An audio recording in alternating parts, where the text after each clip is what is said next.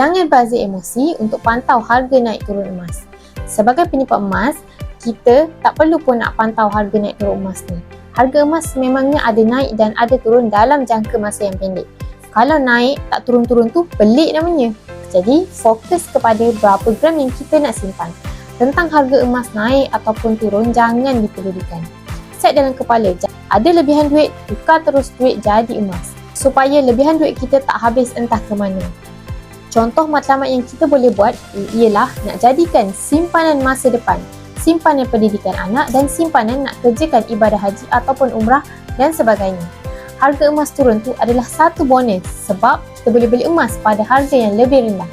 Waktu sesuai untuk pantau harga emas ni bila kita nak gunakan tunai ataupun rancang untuk jual emas tersebut.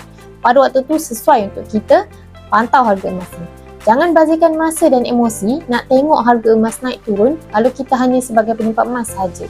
Jadi, fokus utama adalah pertambahan gram bukannya duit. Okey, bagi tuan-puan yang nak mulakan simpanan emas, boleh klik link di profil Diana, daftar secara percuma dan mulakan dengan serendah RM100. Diana akan bantu sebaiknya. Bagi lebih banyak lagi info mengenai simpanan emas, boleh follow Diana rapat-rapat. Semoga bermanfaat.